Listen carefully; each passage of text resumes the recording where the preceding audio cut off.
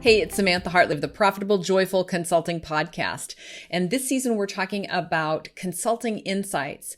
One of the most insightful things I ever heard was a concept I'm going to be discussing with you today called the 5 1s. This isn't my original idea. It came from Clay Collins, who's the founder of a company called Lead Pages, who I've worked with and saw speak and have heard present this idea before. I know a couple of other people talk about it, including Taki Moore and me. I wanted to share with you this idea I've been sharing with my clients. I had a client come to me recently to get started working, and one of the first things we looked at was her doing so many things that there's no traction in any of them for her clients. So she's around 300-ish in her revenues by working with me. She's saying she wants to be on the path towards 2 million.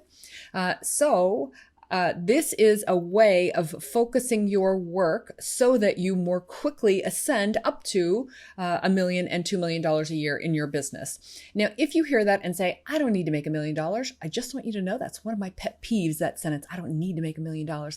Nobody needs to make $1 million, but you, as a consultant, have the opportunity to make $1 million. First of all, it's not that much money. If you're doing 100K engagements, and you very well should be, then it's 8 to 10 clients. So it's not that much work, and it means it's an indicator of how big a contribution you are able to make in the world. And I want you to make the biggest contribution that you can make. Doesn't mean you need to be working a lot of hours. It just means that you need to focus your work so that you can make the biggest contribution with the biggest number of people that you choose. It's really easy for that to become $1 million. So don't limit yourself in something that might feel like it's hard or too big for you. This is the path to $1 million, and these are the 5 1s that Clay Collins originally suggested that you follow. So the first one of the 5 1s is a target audience.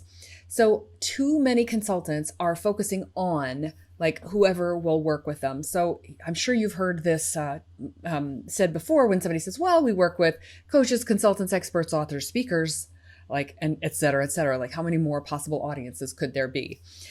You've also probably heard consultants who go into organizations, but they also work with individuals. So I work with like leaders, but also entrepreneurs and also small business owners and et cetera. So it goes on, and it makes it to be too much.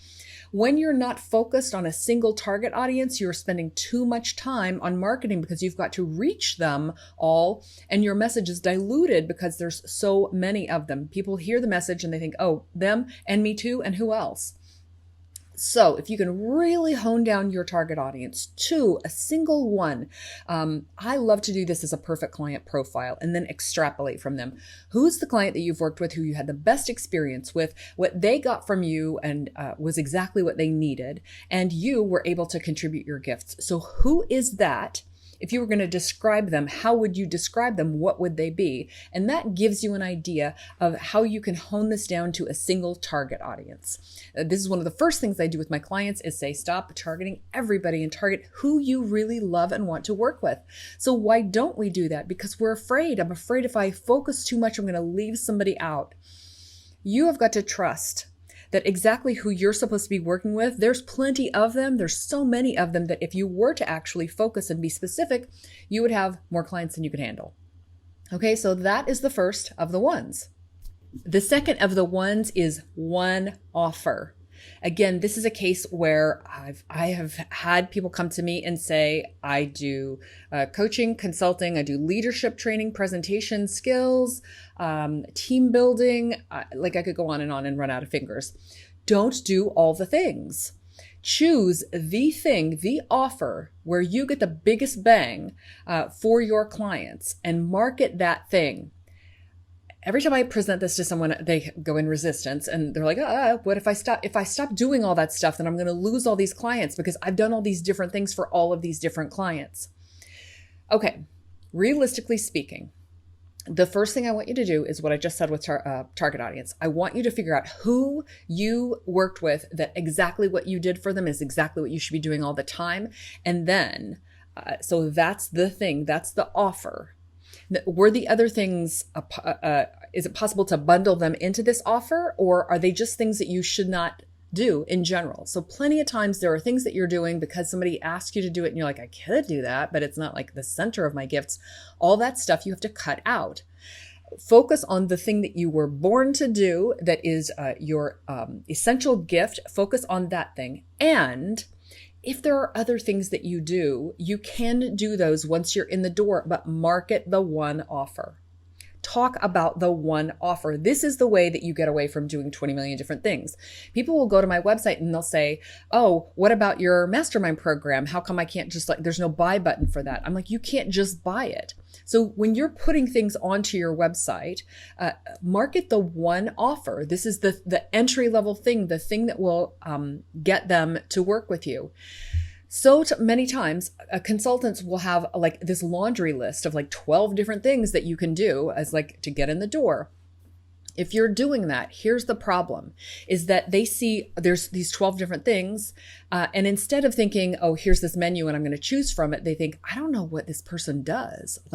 How do all these things fit together? What's the unifying thread? They're not going to do that work. They're not going to connect those dots. So when I see consultants who have 3 to 20 things that they do, that many offers, things they can do for their clients, then what happens is you are creating friction in getting known for what you want to be known for. So it's diluting your brand and it's causing all of your success to take longer. It feels scary to take those 20 things off of your website and to put one offer on there. One thing that you do. But remember, it's one thing with these 3 components, so it makes sense. It's one way that you get the result. It's one outcome, and then you can do these things. If you focus it on what the client will get, so that your offer is, I'll help you create better teams or improve productivity, or the outcome is the offer, then you can pile in more stuff into it, but do not talk about all that. Talk about the thing that you want to get known for. And if that is, for example, creating better teams, more effective teams, find your branded language for what that is. And then that is the offer. All of these individual components, talk about that once you're in a sales conversation. But when you're getting there, hone in on what that single specific thing is, okay? That offer, the result that you get for your clients, if you get that down to one thing, then what happens is you will quickly be known as the person who gets that result. You'll find you'll get more referrals, you'll get better clients because they'll come to you for that thing, and you'll have less confusion. If you've done 20 things for past clients, then they don't know what to bring you in for again or what to refer you to someone for. Would it be the favorite thing that you did for them? Would it be the thing that got the best result? There's too much for them to do, too much thinking required.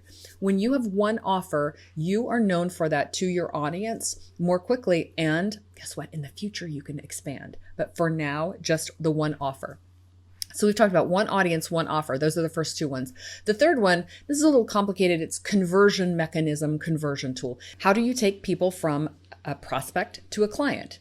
And for most consultants, this is with a sales call. It can be a series of meetings at their office, which is a long form sales conversation. But in general, it's a conversation with you to find out if they want to hire you. So that is the thing that you're driving to. What does that mean? How can they buy the offer? They can buy it by having a conversation with you. So all of your marketing needs to send people to one thing, which is a sales conversation. You might have webinars and trainings and sales pages and your website and all these other conversion tools. Remember that everything has a single intention, which is to get people on the phone with you. It makes it very clear for your potential clients when they know that that is the way, and it makes it so much easier for you in your marketing where you're not it's not get this lead magnet or go visit this or sign up for our training or whatever. Those are all things that you're doing with the intention of getting someone on a call. Okay. So that to me clarifies what your marketing is doing. The job of all of this stuff is driving to a call. That's the third one. The fourth one is channel. They'll say traffic in some cases, but it basically means where are you getting in front of your potential clients? So is this LinkedIn? It probably is. It can be with referral partners. It can be through networking events. It might be speaking. But in general, what you want to do is dedicate your marketing efforts to the place where you know that your clients come from. I say it this way because I have a lot of people who will be doing some stuff on LinkedIn, and then they start to get busy with clients, and so their LinkedIn kind of gets neglected, and then the client work is coming to a conclusion, and then they're like, oh my gosh, now I have to quickly get my LinkedIn going up again, and that isn't really how LinkedIn works. As we know, you have to be consistent on your social platforms. Or they get tons of referral business, and then they get busy, and then the referrals start to die down, and they're like, how come that happened? So referrals need to be not an accident, they need to be a strategy. And if that's how you get business, then you need to nurture that channel, nurture the people who are sending you referrals, and turn that into something that is predictable and not accidental. If you want to be completely present on social media, then get onto LinkedIn and be consistent on it. So figure out where your business is coming from. Speaking, if you are someone who gets all your business from the 5 times that you spoke last year, then make sure you are dedicating your marketing efforts to getting you speaking engagements. Again, I find that people have things that succeed and then they let those things go. Like either we expect it to keep succeeding, or we get bored of that channel and go to something else. Know where your leads come from and focus on maintaining and maximizing that channel. Doesn't mean that you shouldn't be present on LinkedIn while you're doing your speaking things, but don't let your energy fall off of nurturing that single channel. So channel of where leads come to you is the 4th one, and the 5th one. The 5th one is 1 year. If it's one target audience, one offer, one sales mechanism or conversion tool, one channel, the 5th one is 1 year. Focus on all of those things just for a year. You know that if you put your effort onto those things and you said, no new offers, or no, I'm not going to expand my target audience. No, somebody wants to invite me to come and speak for somebody who isn't my audience. I'm going to say no to everything except for doing this. Keep your eyes on your own paper, run your own race, and do this stuff all for 1 year. You know you are going to see massive changes and improvements in your business. So in my world, people will say do the 5 ones until you hit $1 million. So it's not just a year, unless you're going to hit $1 million within that year. So focus yourself. And that requires discipline, and that requires commitment to what's going on. And I think it requires also some confidence that what you're doing is the right thing. So that last one I think is really important. You can have a peer group who supports you, or I would highly advise you to get a coach who can direct you in the right activities and support you as you're on the path to that. As you know, this is something I help with my clients with. They are consultants who are looking to multiply their revenues on the path towards $2 million. So multiplying their revenues by focusing on transformational engagements for perfect clients. So exactly what we are talking about here in the 5 ones. So if you'd like support in doing that, I'd love to help you. You're welcome to reach out through any of my channels. And in general, if you can commit to doing these 5 ones in your business, and what you're going to see is expected, predictable success that comes when you focus with this kind of discipline. With that, I am wishing you a profitable and joyful consulting business. Thanks for watching. Please like this video, subscribe to the channel, and click the bell to get video updates. Thanks.